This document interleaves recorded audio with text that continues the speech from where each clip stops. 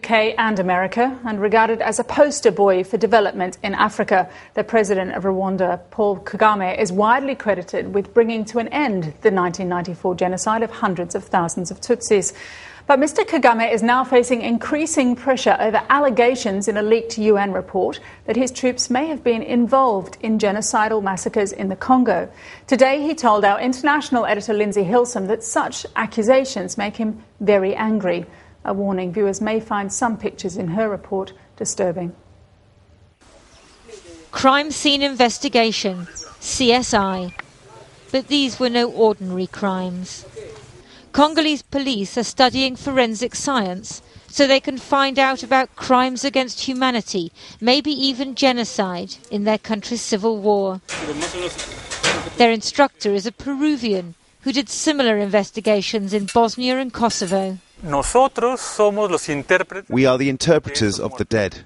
We will be able to say what these bodies reveal, and certain things, when they occur more than once, very often in fact, indicate that what's happened is systematic. November 1996. Rwandese Hutu refugees are leaving Mugunga camp in eastern Congo. Some had taken part in a genocide of Tutsi people in Rwanda 2 years earlier, and then fled over the border. Channel 4 News came across a massacre in the camp.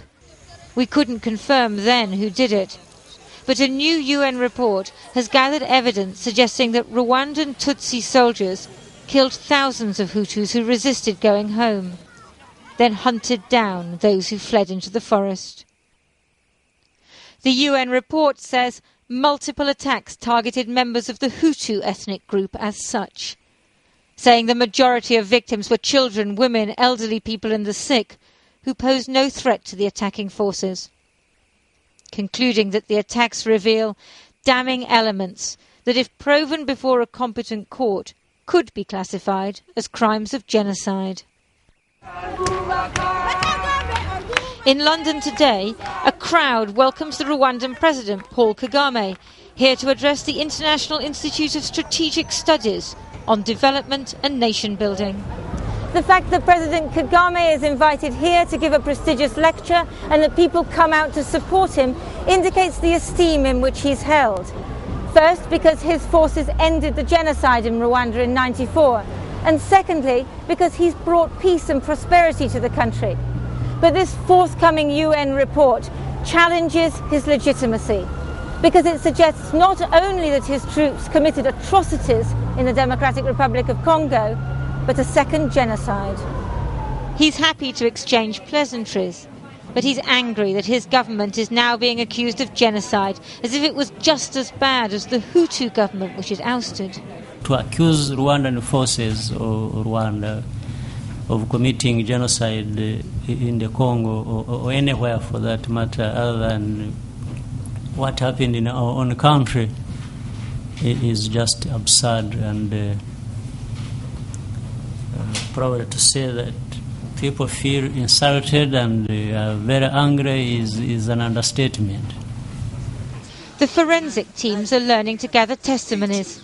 All sides in Congo's civil war committed atrocities, soldiers of neighbouring countries, local rebels and military. Up to 5 million are believed to have died in a decade of war. In the east of the country, many blame the Rwandan army. These two men say they escaped when the villagers of Musekera were called to a meeting by Rwandan Tutsi soldiers, who then used machetes to kill them. She says she was in Mugunga camp when it was attacked in November 1996. And he says Rwandan soldiers massacred people identified as Hutus in Rutshuru Central Prison in October 1996. They started by killing mothers and young girls. It began to rain. Men and young boys were left on the side, but later that night they took us in groups of 10. When we got to the place of execution, I told my father, they're going to kill us because they've told us to remove our shirts. All around the town of Goma and beyond, there are shallow graves and people with painful memories. The UN report and the independent forensic experts call for further investigation and justice. I would venture to say, based on the many testimonies I've read and those I've taken myself, which are also numerous, this crime was systematic. Whether or not it's genocide is something a court must decide, but it's a fact that these are crimes against humanity. The graves of the Congo will have many secrets to reveal, and Rwanda can't be blamed for all. The Rwandan government says the UN, which failed to stop genocide in Rwanda in '94, has no right to make these allegations. But there is yet to be a reckoning, and many survivors feel that President Kagame and his government have a case to answer.